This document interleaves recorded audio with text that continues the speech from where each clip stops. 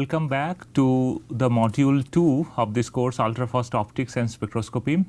We are continuing this module, and what we have studied so far, different characteristics of ultrafast pulses using mathematical formulation. So, we will continue this module. So far, what we have seen that a short pulse can only be constructed using optical interference of plane waves. We will draw plane waves. We have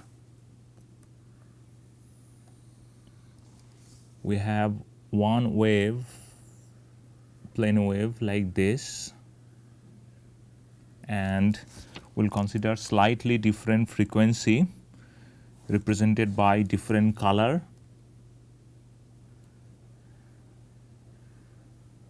So, we are drawing two plane waves. They are interfering with each other.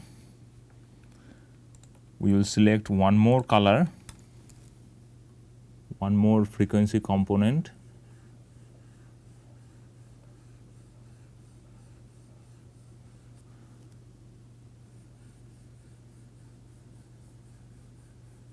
So, there are multiple frequency components we can consider, and what we see here is that at this point we have constructive interference. At this point we have constructive interference, and then there are points where we have destructive interference. So, this is going to be in phase, and this one is going to be out of phase. And due to this interference, what we are plotting here is this is the electric field and this is time. Similarly, the resultant field can be shown like this way.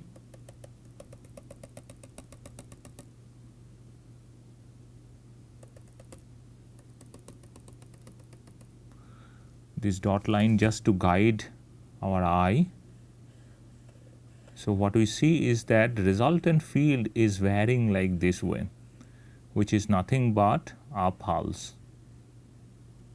Now, this field variation will repeat after a certain time. Again, there will be in this position, there will be another pulse in time.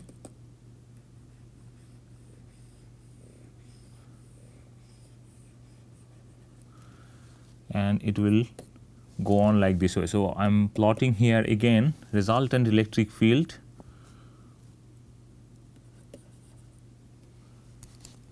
due to this interference.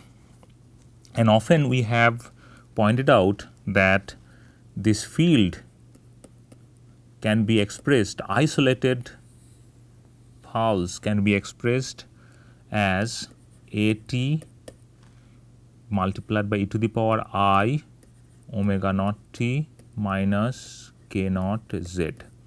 Here omega naught is the resultant or the average frequency component. I have so many frequency components. Let us say I have Avogadro number of frequency components. So, I get the average of it. On the other hand, this k naught is representing the average wave vector component, wave vector magnitude of the wave vector k1 plus k2 plus blah blah blah divided by n, and n could be Avogadro number, which is 6 into 10 to the approximately 6 into 10 to the power 23. So, let us say I have this many numbers, 10 to the power 23 numbers of plane waves interfering with each other. If they are interfering with each other in time, we will have localized electromagnetic energy or the burst of electromagnetic energy. Each pulse can be expressed with the help of under SVEA, we can express by this equation. This is the equation representing an isolated pulse, not a pulse train. And omega naught is not a single frequency component, k naught is not associated with single frequency component. They are representing the average value of the frequency, angular frequency, and the wave vector. On the other hand, if we think about plane wave, one plane wave can be written as E, which is function of t, equals E naught e to the power I omega 1 t minus k 1 z. So to avoid confusion, sometimes we also write like this way also, e to the power I omega naught t minus k naught z. When we write omega naught k1 for an plane wave, and when we write omega naught and k naught for a pulse, we should remember that the meaning of this omega naught and k naught and omega naught and k naught in pulse are different.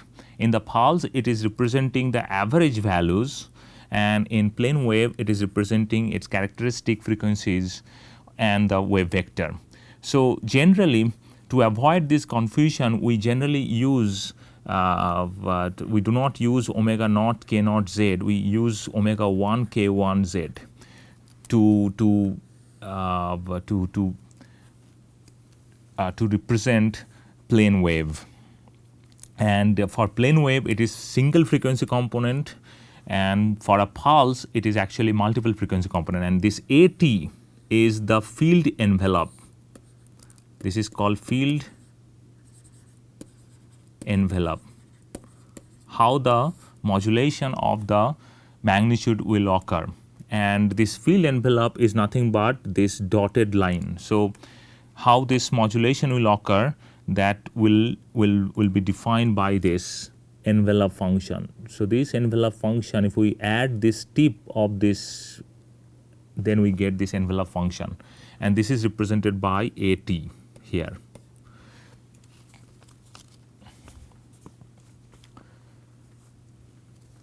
So what we have seen here, that interfering waves having slightly different frequencies produce pulse. The resultant field can then be represented by a pulse, which is nothing but localization of electromagnetic energy in time. Here, one can also argue that a pulse doesn't need to be always synthesized using optical method, which is interference. What we are showing here, in order to produce a pulse, I need many frequency components that we have shown. But one can argue that I really do not need many frequency components. I can use an electronic method. So this is an optical method to produce a pulse.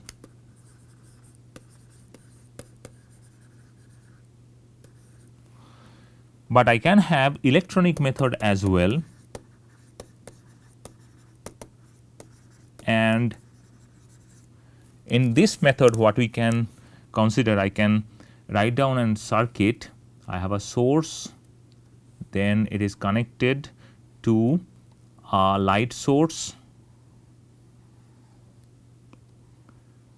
and then I am using a switch, let's say.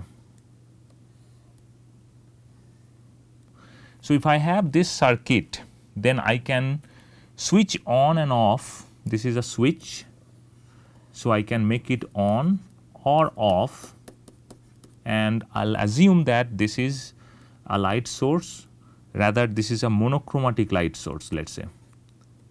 It is very difficult to get monochromatic light source, but we'll consider that we have a monochromatic light source. Question is, with this configuration, can we prepare pulse? Can we synthesize pulse? Monochromatic, which means it gives only omega 1 frequency component, which means that I have only this ET equals E naught e to the power I omega 1 t minus k 1 z whenever the circuit is on. So if I switch on and off, then as a function of time, if I plot everything, what I get is that a pulse, again a pulse, again a pulse, again a pulse, on off, like this way will continue, and we'll be able to control that. So this way we can actually create a pulse, and a temporal localization or temporarily localized burst of energy with single frequency omega 1 it can be synthesized using electronics. That's true. We can do that, but its pulse duration can be mostly microsecond. So the duration of the pulse can only be microsecond. It cannot be femtosecond. It cannot be femtosecond. It cannot be picosecond. It cannot be attosecond. It is not possible. The pulse duration is going to be microsecond. At best, it can be nanosecond. If it is not microsecond, if we can improve much, then it can be of the order of nanosecond, not less than nanosecond.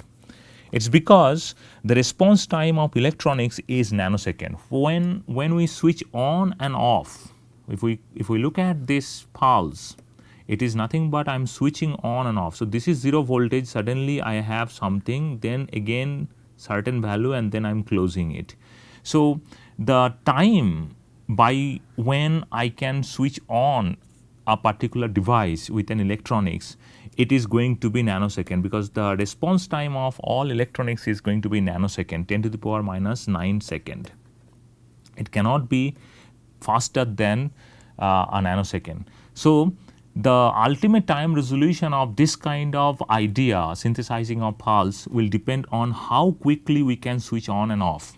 And the fastest time scale we can achieve with the help of electronics is going to be nanosecond. That's why the pulse duration at best we can produce with the help of this kind of methodology is going to be nanosecond pulses or microsecond pulses. In fact, electronically controlled flash lamp is used in the construction of nanosecond pulse laser such as ND-YAG laser. We can draw ND-YAG laser cavity here, and I'll draw the cavity to show you how this electronic approach is used. We need a cavity, optical cavity. We'll learn all this optical cavity very soon in this course.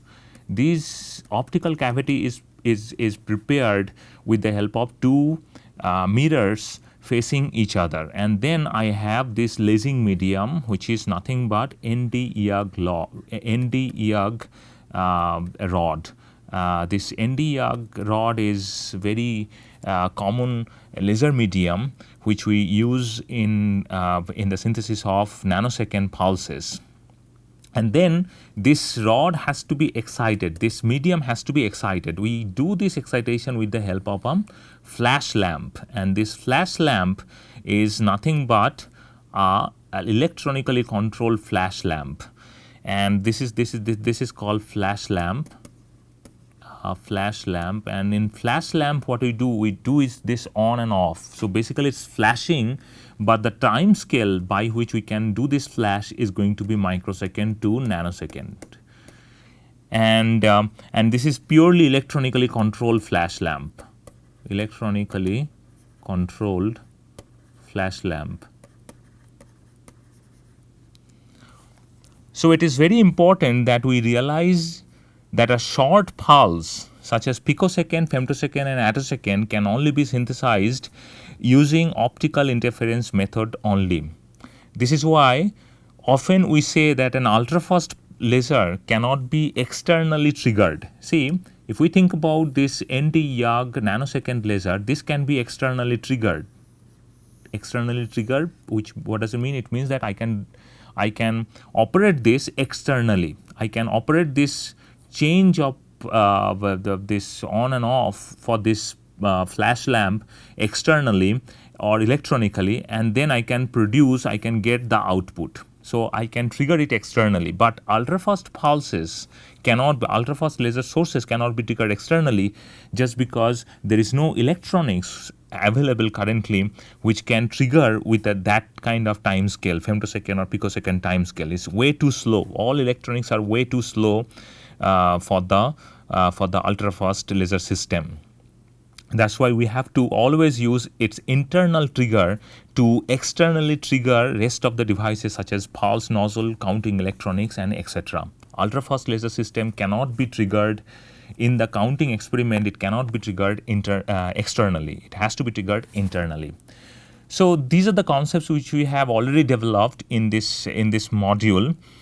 And this is the plane wave we are showing here. one plane wave propagating along z direction and one pulse propagating along z direction. Both are propagating along z direction. As pointed out previously, a plane wave will be represented by this equation, which is nothing but cosine modulated oscillation. The real part of this is going to be in scalar quantity. It's going to be cos omega 1t minus k1z. This will express as 1. This will express as 1. To point out that this belongs to a plane wave. On the other hand, a pulse propagating along the z direction having similar kind of equation, except for this envelope function. This is called field envelope. It is associated with the field, and the average frequency component, I said previously, that average frequency component is also called carrier wave. This is the average frequency component. Average frequency component, how do you get that? All the frequency components which are interfering, they will be summed and divided by its number, so that we get this average frequency component, and that's called carrier wave of a pulse. And field envelope is the modulation, the amplitude by which we will be able to modulate it. But this is under slowly varying envelope approximation, this expression suggesting that we have an isolated propagating pulse propagating along the z direction. Now the pulse here we are representing and also we have seen that in general the pulse to talk about the pulse, when we talk about the pulse, we also present its intensity profile, and intensity profile goes like this way. It is not exactly field envelope, it is slightly different from field envelope, because intensity is nothing but E star, which is nothing but AT square. So if AT is represented by a Gaussian function AT square minus AT square, then its intensity is going to be represented by minus 2 AT square. That's why we have the intensity profile inside the field envelope. It looks like this. It is here. Intensity profile would be always like this. If we consider the normalized, both functions normalized, then intensity profile is going to be like this, and its field envelope would like this. Its field envelope is like this. So their widths are little slightly different. And mostly we talk about intensity. In intensity profile, we should remember that there is no oscillation. It is just an envelope function, intensity envelope function. Now this pulse is an isolated propagating pulse. In general, however, an ultrafast laser source generates a train of pulses. A train of pulses is represented by, here we are showing intensity profile. Generally, when we represent a pulse, we just show like this. And what does it mean? It just we mean by drawing this, we actually try to show its intensity profile. If this is intensity profile, we should remember that actual electric field would be like following. Actual electric field would be in a different color. I'll present it. Actual electric field would be like, this is the field envelope, and then field carrier wave would look like this. Carrier wave would be something like this. This is going to be the carrier wave. And so when quickly we are representing a pulse, we do not show all these oscillations. Generally we just show the intensity profile, and we should not get confused by looking at different representations. Now any ultrafast laser source will produce a train of pulses, and for train of pulses, if we have an observer sitting here, then what will happen, what I'll see as an observer, I'll see one pulse, then another pulse, then another pulse, then another pulse, then another pulse, and so on. They are coming to the observer. at a particular repetition rate. And why we get this repetition rate, we will be able to understand all these details when we will talk about the construction of ultrafast laser system. But what we have shown here so far is that the expression which we have written, Et equals At e to the power I omega average, I will write down omega average t minus again k average z. This is an expression I have represented. This is an isolated pulse propagating along the z direction. And how do I represent this pulse? The pictorial representation is not going to be like this. It is not like this. It is actually a field envelope which is At and then its carrier wave. Field envelope and its carrier wave. So this is the actual representation of this expression. Now this is representing one isolated propagating pulse. This equation doesn't represent a train of pulses. To represent train of pulses, we have to explicitly write down the expression for At, which we have shrink to At. There is an expression for the train of pulses. We have shrinked to At just because we used SVEA, slowly varying envelope approximation. But if we want to represent train of pulses, we have to get an explicit expression for the slowly varying component. Now, we note here that each pulse is represented by its intensity profile. This one, pulse 1, pulse 2, pulse 3, pulse 4, pulse 5 and so on. All these pulses are quickly represented by its intensity profile, not by its carrier wave oscillation. This just simplifies the representation, that's all. However, we must note that each pulse is nothing but a localized amplitude modulated electromagnetic wave, and that each pulse represents an amplitude modulated wave like the one which we have shown here. So each pulse is actually should look like this. One pulse, then another pulse, then another pulse, then another pulse, and like this way it should look like. And intensity, what is in right now, it is quite clear that what is intensity profile, what is field envelope profile, and what is carrier oscillation. We also should remember that when we talk about the pulse duration, we actually, what we mean, the pulse duration, this IT is intensity profile, then this green color is going to be field envelope function, and ET is this blue color is going to be, is in this picture, this blue color is representing the carrier wave. So this is carrier wave, which is the average frequency. Then this is intensity, and this is AT is the field envelope. And when we say that the pulse duration is delta t, we mean the full width half max of the intensity profile. We should remember this one. This intensity profile full width half max. It is not the full width half max of the field envelope.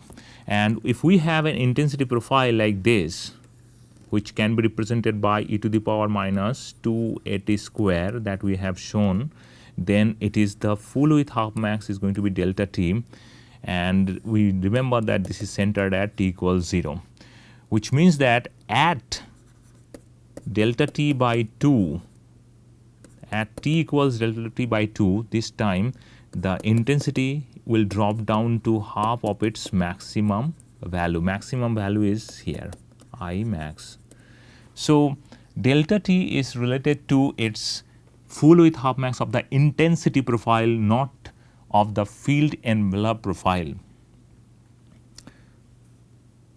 We have already seen that each pulse is characterized by its temporal width delta t, that is the full width half max of the intensity profile. In a train of pulses, repetition rate, how often these pulses are repeating for an observer sitting here, that repetition rate decides the separation between two nearest neighbor pulses.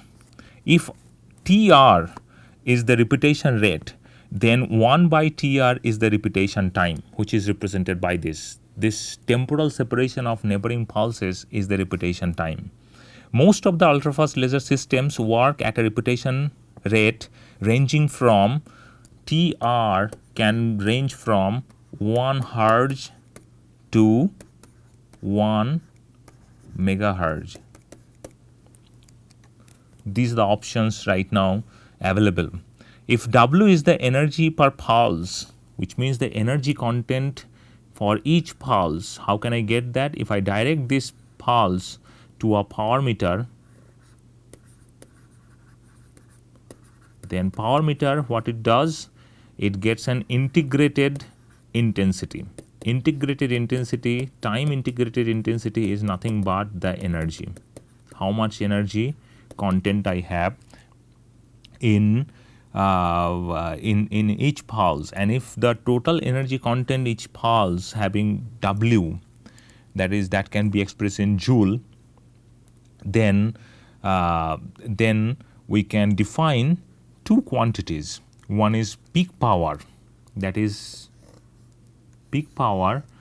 nothing but energy which is localized within this delta t time scale. That is, the delta t is the full width half max of the intensity profile. So within that femtosecond time scale, how much energy I have concentrated. Another one is called average power. Average power is nothing but energy divided by repetition time. Repetition time is nothing but 1 by TR, which is where TR is the repetition rate. So these are the two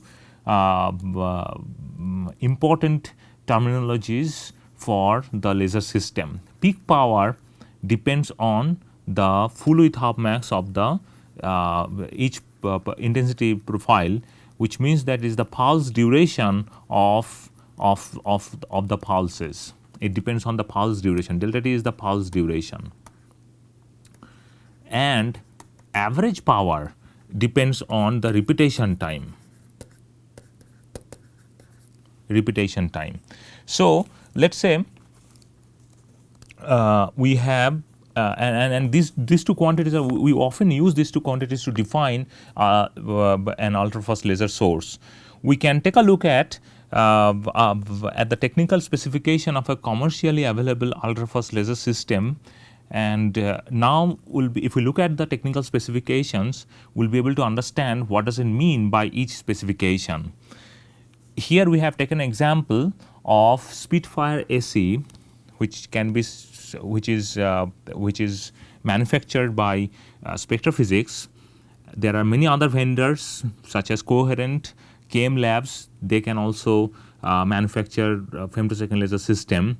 We are just taking a look at the specification of Spectra Physics to get to know how to understand different specifications. So pulse width, the first specification is written here, pulse width 35 femtosecond. We know what does it mean.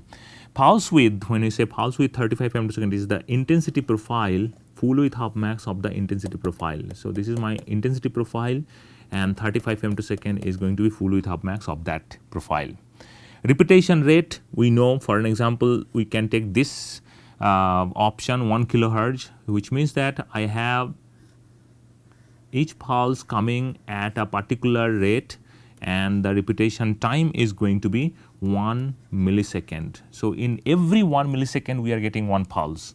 That's why we have 1 kilohertz repetition rate. On the other hand, if we take the pulse energy, this option 5 millijoule energy, which means that W equals 5 millijoule. This is nothing but if we direct the beam to a power meter,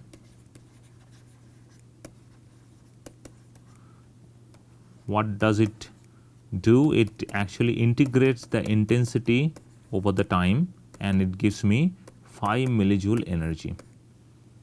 Power meter will give me 5 millijoule energy per pulse, each pulse containing 5 millijoule energy. And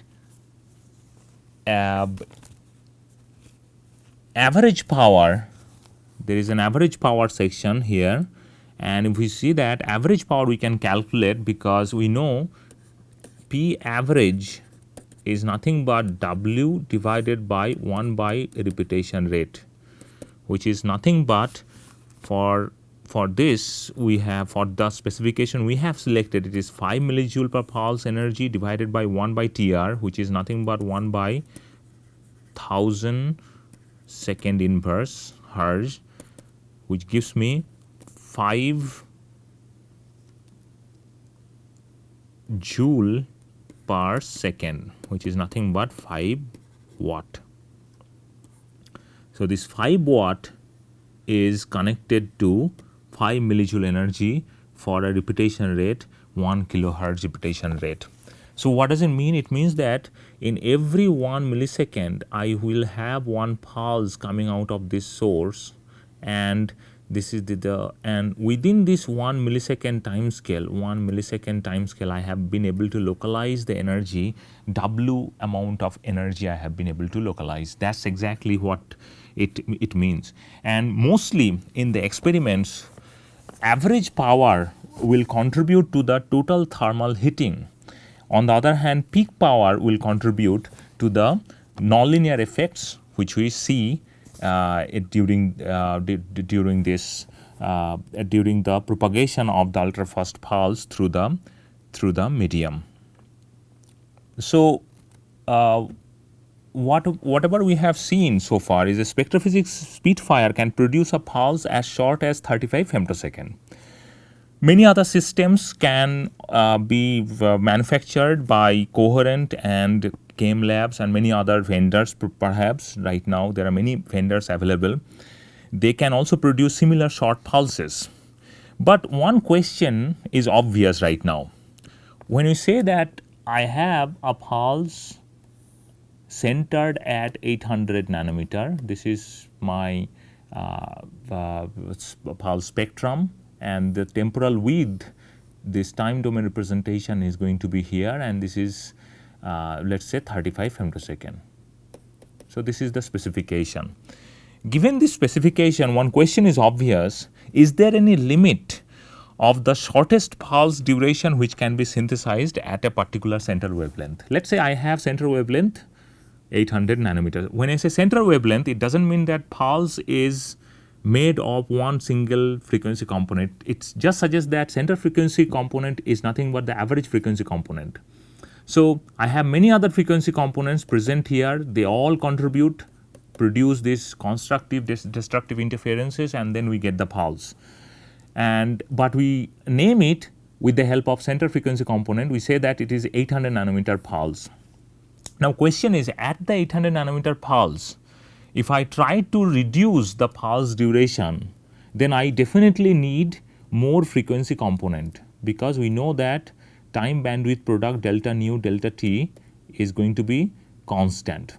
Okay, so in order to produce short pulse, I need, let's say, broad spectrum, broad delta nu. This delta lambda has to be long.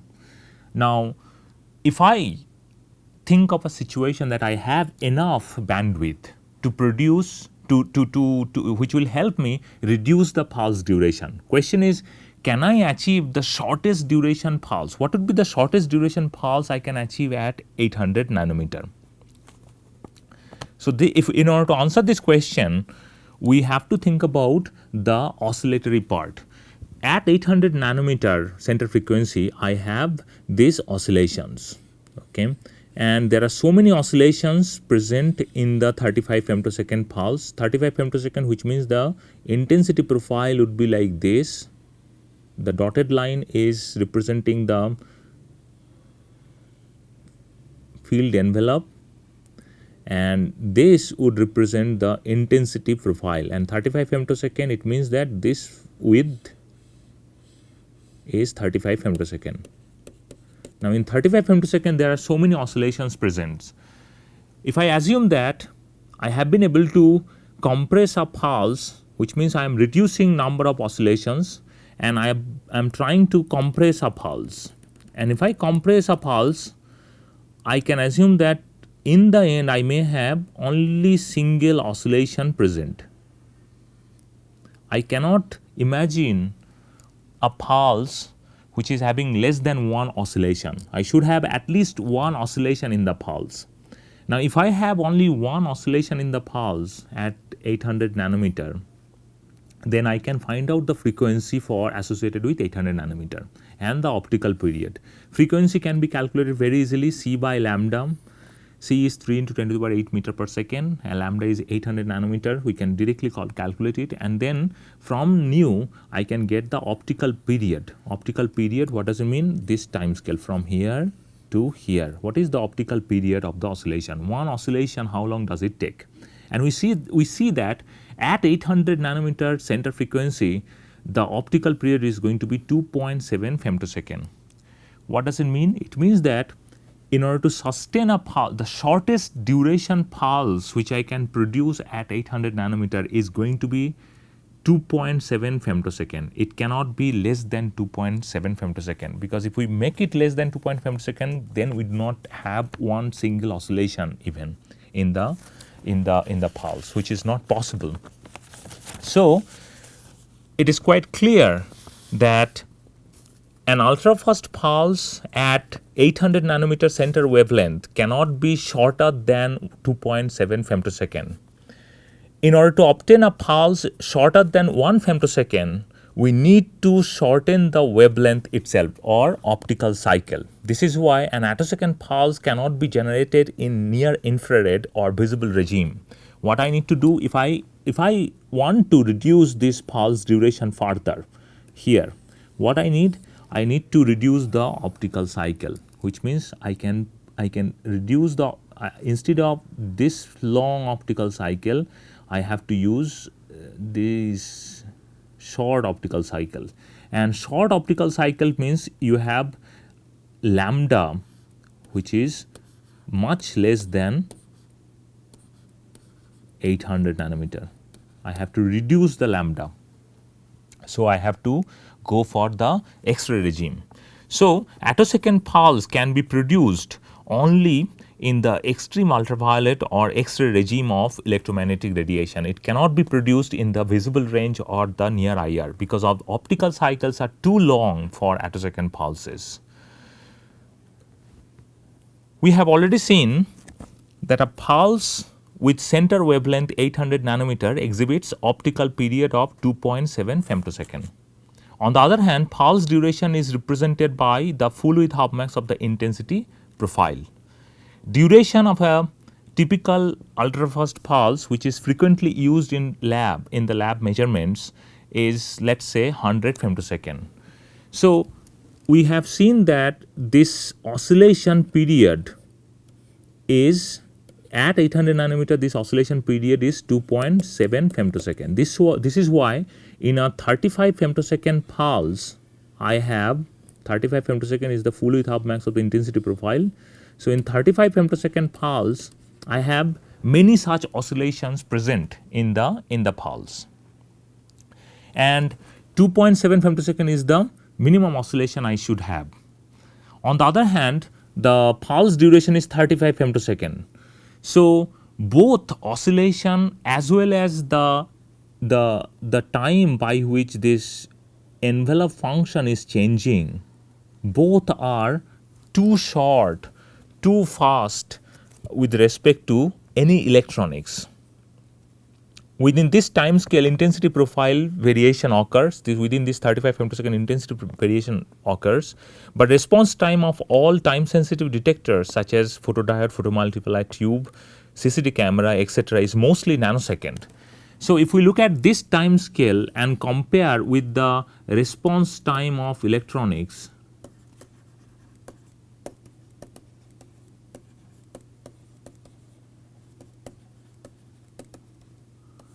it is going to be nanosecond, which is 10 to the power minus 9 second, and these are femtosecond 10 to the power minus 15 second. They are way too fast as compared to the time scale response time of electronics. Therefore, time sensitive detectors are way too slow to measure optical cycles. Optical cycles cannot be measured, as well as we cannot measure the intensity profile as well with the help of time sensitive detectors such as photomultiplier tube, CCD camera, photodiode, etc. Available time sensitive detectors are way too slow to measure the ultrafast intensity profile and field and oscillation. They can only measure, because they are slow, they can only measure time integrated intensity. This is nothing but what they will measure. It's more like when you look at a rotating fan, our eye is too slow to capture every blade of the fan, and what we get a blur image, and that blur image mathematically will be represented by a time integrated signal which is given by this, and this is nothing but closely related to energy per pulse, energy content of the pulse, energy per pulse, which is nothing but time integrated intensity. We'll stop here and we'll continue this module in our next lecture.